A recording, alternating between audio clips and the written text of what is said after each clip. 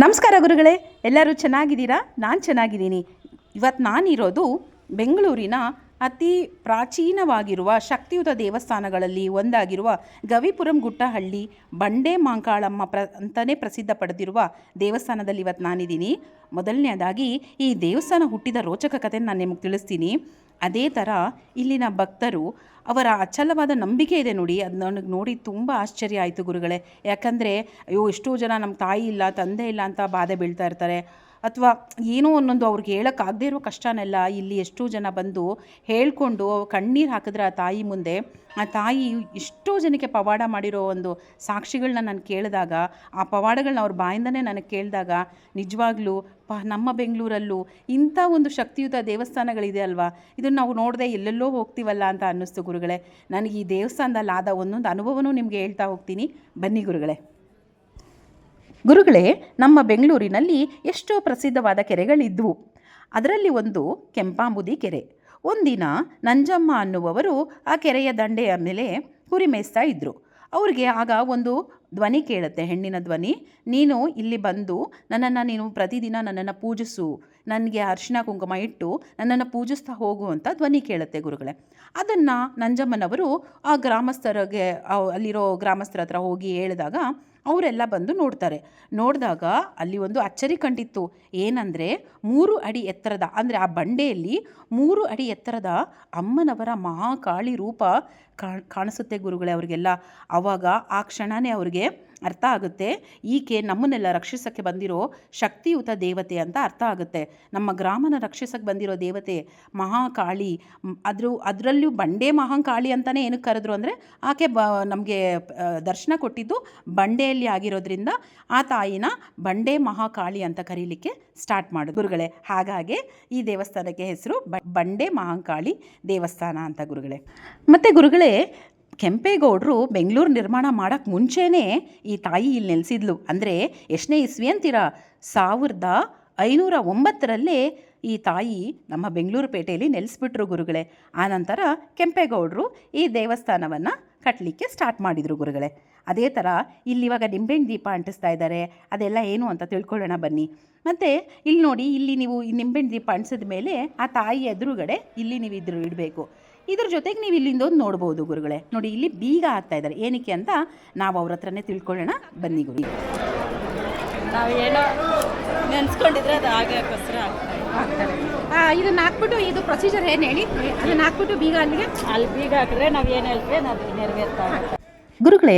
ಇಲ್ಲಿನ ಅರ್ಚಕರು ಹೇಳಿರೋ ಪ್ರಕಾರದಲ್ಲಿ ಈ ಬೀಗ ಏನಕ್ಕೆ ಹಾಕ್ತಾರಪ್ಪ ಅಂತ ಅಂದರೆ, ಈಗ ನಮಗೆ ಇಷ್ಟವಾಗದೇ ಇರೋರು, ಅಥವಾ ನಮ್ಮ ವೈರಿಗಳು, ಅಥವಾ ನಮ್ಮ ಏಳಿಗೆನ ನೋಡಿ ಸಹಿಸಕ್ಕೆ ಆಗದೇ ಇರೋರು ನಮ್ಮ ಹಿಂದೆ ಬೈಕೊಳ್ಳೋದು ಅದು ಸಹಜನೇ. ಯಾಕಂದರೆ ಯಾರೋ ಒಬ್ರು ಉದ್ಧಾರ ಆಗ್ತಾ ಇದ್ದಾರೆ ಅಂದರೆ ಇನ್ನೊಬ್ರು ನಮ್ಮನ್ನು ಅಂದ್ಕೊಳ್ಳೋದು ಸಹಜನೇ ಅಲ್ವಾ. ಅವರ ಬಾಯನ್ನು ಮುಚ್ಚಿಸೋದಕ್ಕೋಸ್ಕರ ಈ ಬೀಗನ ಆ ತಾಯಿ ಮುಂದೆ ಬಂದು ಅವರ ಹೆಸರನ್ನ ಹೇಳಿಕೊಂಡು, ಈ ಥರ ಅವ್ರು ನಮ್ಗೆ ಇನ್ನೆಲ್ಲ ಏನೋ ಈ ಥರ ಕೆಟ್ಟದಾಗ ಹೇಳ್ದೇ ಇರಲಿ ಅಂತ ಹೇಳ್ತಾ ಅವರ ಹೆಸರನ್ನ ಹೇಳಿ ಆ ಬೀಗನೆಲ್ಲ ಹಾಕಿ ಆ ಕೀನ ತೆಗೆದು ಆ ತಾಯಿ ಮುಂದೆನೇ ಹಾಕ್ಬಿಡ್ಬೇಕು ಗುರುಗಳೇ. ಇದೇ ಇದರ ಪದ್ಧತಿ.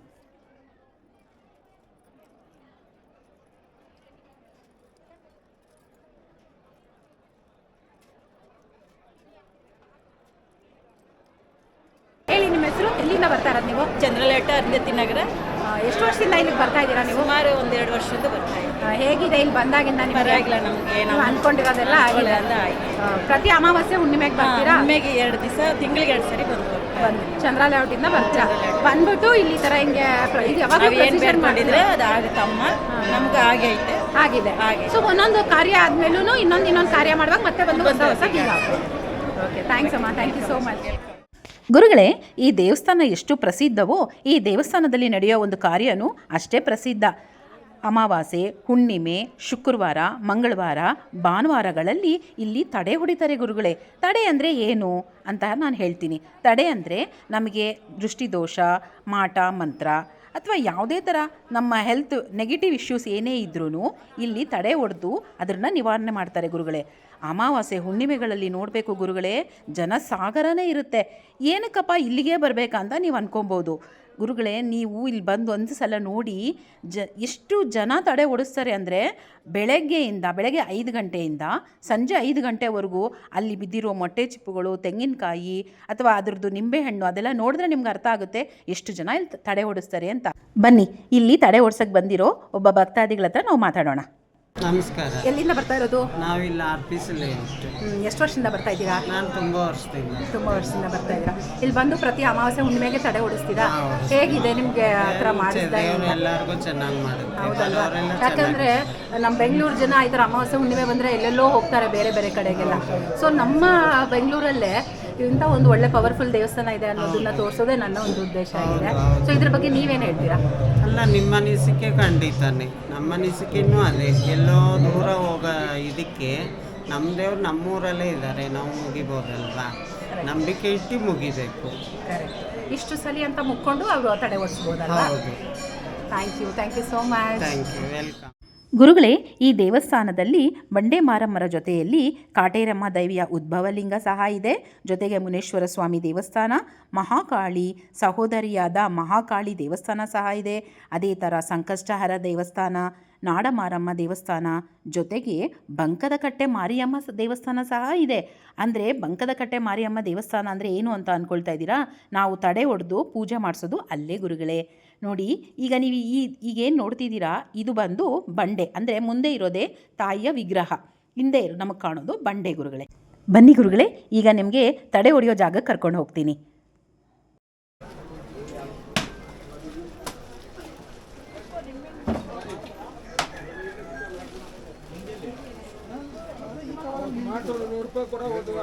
ಮೊದಲು ತಡೆ ಹೊಡಿಸ್ಕೋಬೇಕು, ಆಮೇಲೆ ತೀರ್ಥ ಹಾಕ್ಸ್ಕೋಬೇಕು. ಮೌಲ್ಯ ಮಾಸ ಇವತ್ತು ಬಹಳ ವಿಶೇಷವಾದ ದಿನ. ತಲೆ ಹೊಡಿಸ್ಕೊಳ್ಳಿ, ಹೊಡಿಸ್ಕೊಂಡು ಅನ್ನ ತೀರ್ಥ ಹಾಕೊಳ್ಳಿ. ಬಹಳ ವಿಶೇಷವಾದ ದಿನ ಇವತ್ತು.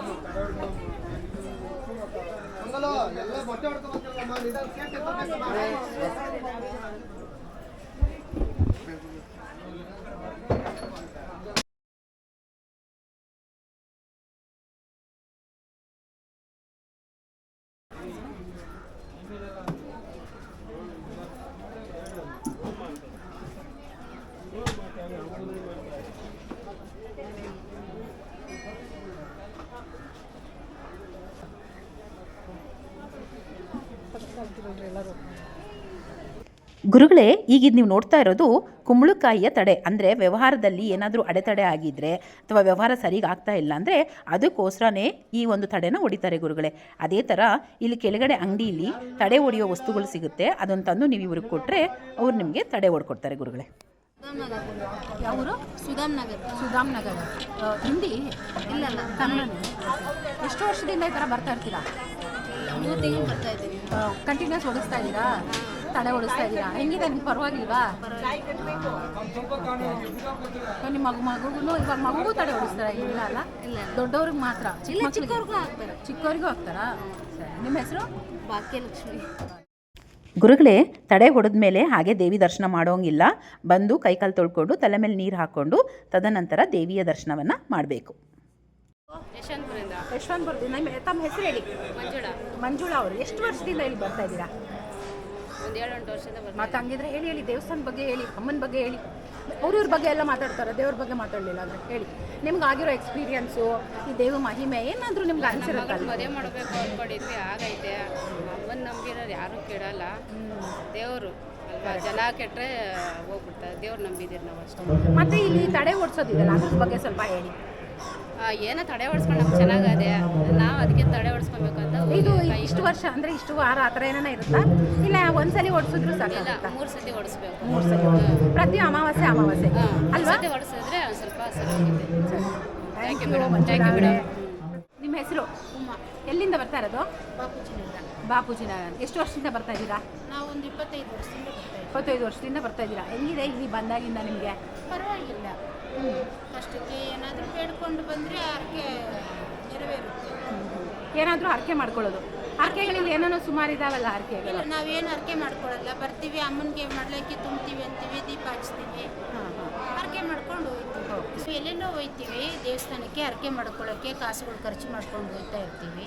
ಆದರೆ ಇಲ್ಲಿ ನಮ್ಮ ಬಂಡೆಕಳೆಯಮ್ಮನ ದೇವಸ್ಥಾನಕ್ಕೆ ಬಂದರೆ ನಿಮ್ಮ ಅರ್ಕೆ ನೆರವೇರುತ್ತೆ, ಬಂದು. ಗುರುಗಳೇ, ಈ ದೇವಸ್ಥಾನ ಸಾಮಾನ್ಯರಿಗೆ ಎಷ್ಟು ಪ್ರಿಯವೋ ಅಷ್ಟೇ ಸೆಲೆಬ್ರಿಟಿಗಳಿಗೆ ಸಹ ಲಕ್ಕಿ ಮಾರಮ್ಮ ಅಂತ ಹೇಳಿದ್ರೆ ತಪ್ಪಾಗೋದಿಲ್ಲ ಗುರುಗಳೇ. ಸರ್ ಹೇಳಿ ಸರ್, ಏನಕ್ಕೆ ಸರ್ ಇದು ನೀವು ಇವಾಗ ನಿಂಬೆಹಣ್ಣೆಲ್ಲ ತಂದು ಮಾಡ್ತಾ ಇದ್ದೀರಲ್ಲ, ಆ ಪ್ರೊಸೀಜರ್ ಏನು ಸರ್? ಇಲ್ಲ, basically I am Christian. 4 generation of us we are Christians. But still ಈ ಕಾಳಿಮ ಈ ದೇವಸ್ಥಾನ ನನ್ನ ಕಾಪಾಡಿದೆ. ಸೊ ಈ ಒಳ್ಳೇದು ನಡೆದಿದೆ, ಒಳ್ಳೇದಾಗಿದೆ, ಸಾಯೋ ಪರಿಸ್ಥಿತಿಯಲ್ಲಿದೆ, ಕಾಪಾಡಿದೆ. ಪ್ರಾಬ್ಲಮ್ ಆಗುತ್ತಾ? ಸಿವಿಯರ್ ಪ್ರಾಬ್ಲಮ್ ಆಗಿತ್ತು. It was very severe. ತುಂಬ ಕ್ರಿಟಿಕಲ್ ಸ್ಟೇಜಲ್ಲಿದ್ದೆ. ಕಷ್ಟದಿಂದ ಆಚೆ ಬಂದಿದ್ದೀನಿ. ಈ ತಾಯಿ ಬಂದ್ಬಿಟ್ಟು ನಾನು ಕಾಪಾಡಿದೆ. ಇವತ್ತೆಲ್ಲ ಎಷ್ಟೇ ವರ್ಷ ಆದ್ರೂ ಈ ದೇವಸ್ಥಾನಕ್ಕೆ ನಾನು ಬರ್ತಾ ಇರ್ತೀನಿ. ಇವತ್ತಿಗೂ ಬಂದಿದ್ದೀನಿ. ಕೆಟ್ಟದ್ದು ಮಾಡೋರು ಮಾಡ್ತಾ ಇರ್ತಾರೆ. ಈ ಅಮ್ಮ ಇರೋವ್ರಿಗೂ ಯಾವುದೇ ರೀತಿಯಲ್ಲಿ ಭಯ ಪಡೋಂಥ ಅವಶ್ಯಕತೆ ಇಲ್ಲ. ಈ ಅಮ್ಮ ಯಾವತ್ತೂ ಕಾಪಾಡ್ತಾರೆ. ತಮ್ಮ ಹೆಸರು ಗೊತ್ತಾಗಲಿಲ್ಲ. My name is Martin. But ನಿಮ್ಮ ಅಂತ ಕ್ರಿಟಿಕಲ್ ನಿಮ್ಮ ಹೆಲ್ತ್ ಇಶ್ಯೂ ಆಗಿತ್ತು. ಹೌದು. ಅವಾಗ ನೀವೇ ಹರಕೆ ಮಾಡ್ಕೊಂಡಿದ್ದ, ಮನೆಯವರು ಯಾರನ್ನ ಹರಕೆ ಮಾಡ್ಕೊಂಡು? ಅದು ನನಗೆ ಯಾರೋ ಒಬ್ಬರು ಸ್ಥಳೀಯರೊಬ್ಬರು ಹೇಳಿದ್ರು ಈ ದೇವಸ್ಥಾನಕ್ಕೆ ಹೋಗಿ ಅಂತ. ನನಗೆ ಫಾರ್ಮಾಲಿಟೀಸ್ ಪ್ರೊಸೀಜರ್ ಏನೂ ಗೊತ್ತಿರಲಿಲ್ಲ. ಸೊ ಹಂಗಾಗ್ಬಿಟ್ಟು ಇಲ್ಲಿ ಬಂದು ಎಲ್ಲ ತಿಳ್ಕೊಂಡೆ. ಒಳ್ಳೇದಾಗಿದೆ. ಇನ್ನು ಮುಂದೆನೂ ಒಳ್ಳೇದಾಗುತ್ತೆ. ಎಷ್ಟು ವರ್ಷ ಆಯಿತು ಸರ್ ನಿಮಗೆ? 1 ವರ್ಷ ಆಯಿತು. ಲಾಸ್ಟ್ ಇಯರ್ ನಿಮಗೆ ಲಾಸ್ಟ್ ಇಯರ್. ಆಗಿತ್ತು. ಹೌದು. ಇವಾಗ ನೀವು I am fine. God's grace, perfectly fine. So ಇದು ನೀವು ಇಲ್ಲಿ ಹೇಳಕ್ಕೆ ಬರೋದೇನು ಅಂದರೆ ಜಾತಿ ಮತ ಭೇದ ಯಾವುದೂ ಅಲ್ಲ, ಒಂದು ಶಕ್ತಿ. ಆ ಶಕ್ತಿನ ನಂಬಬೇಕು. ಒಳ್ಳೇದಾಗುತ್ತೆ. ಒಳ್ಳೇದಾಗೋರು ದೇವ್ರು ಕಾಪಾಡ್ತಾರೆ. ಒಳ್ಳೆಯವ್ರಿಗೆ ಕೆಟ್ಟದ್ದು ಮಾಡೋರು ದೇವ್ರು ಬಿಡೋರು. ಸತ್ಯ. Thank you so much sir. ಗುರುಗಳೇ, ಇದು ಬಂದು ಗರ್ಭಗುಡಿಯ ಎಂಟ್ರೆನ್ಸ್. ಗರ್ಭಗುಡಿಯಲ್ಲಿ ವಿಡಿಯೋ ಮಾಡೋ ಹಾಗಿಲ್ಲ ಗುರುಗಳೇ. ಅದೇ ಥರ ನೀವು ನೋಡಿದ್ರಲ್ಲ ತಡೆ ಹೊಡೆಯೋದು, ಅದು ಸಹ ನಾವು ವಿಡಿಯೋ ಮಾಡೋ ಹಾಗಿಲ್ಲ. ಆದರೆ ತಡೆ ಹೊಡೆಯೋದು ಅಂದರೆ ಏನು ಅಂತ ನಿಮಗೆ ತಿಳಿಸ್ಕೊಡ್ಬೇಕು ಅನ್ನೋದಕ್ಕೋಸ್ಕರ ನಾನು ಪರ್ಮಿಷನ್ ತೊಗೊಂಡು ಆ ವಿಡಿಯೋ ಮಾಡಿದ್ದೀನಿ ಗುರುಗಳೇ. ನೋಡಿ, ಆ ಗರ್ಭಗುಡಿಯಿಂದ ಇನ್ನೊಂದು ಹೊರಗಡೆ ಇರುವಂಥ ಒಂದು ಹಾಲಲ್ಲಿ ನಾನು ನಿಮಗೆ ತೋರಿಸ್ತಾ ಇದ್ದೀನಿ. ಆ ಲೇಪನ, ಚಿನ್ನದ ಲೇಪನದಲ್ಲಿರುವಂಥ ಆ ಆರ್ಚ್ ನೋಡಿ ಗುರುಗಳೇ, ಎಷ್ಟು ಚೆನ್ನಾಗಿದೆ.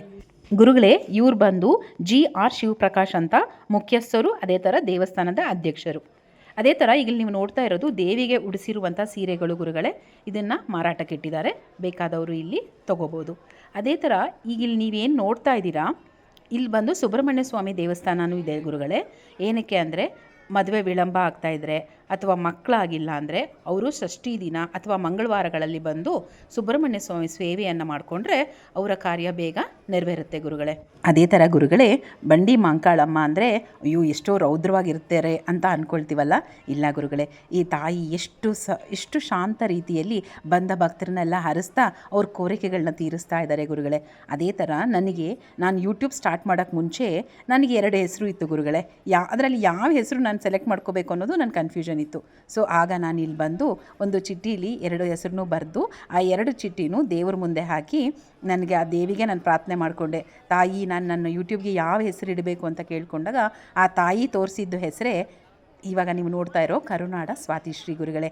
ಹಾಗಾಗಿ ನಾನಿವತ್ತು ನನ್ನ ಒಂದು ಯೂಟ್ಯೂಬು ಇಷ್ಟು ಚೆನ್ನಾಗಿ ನಡೀತಾ ಇದೆ ಅಂದರೆ ಅದಕ್ಕೆ ಕಾರಣ ಆ ತಾಯಿಯ ಆಶೀರ್ವಾದ ಗುರುಗಳೇ. ಅದೇ ಥರ ನನಗೆ ತುಂಬ ಹೆಮ್ಮೆ ಅನ್ನಿಸ್ತಾ ಇದೆ.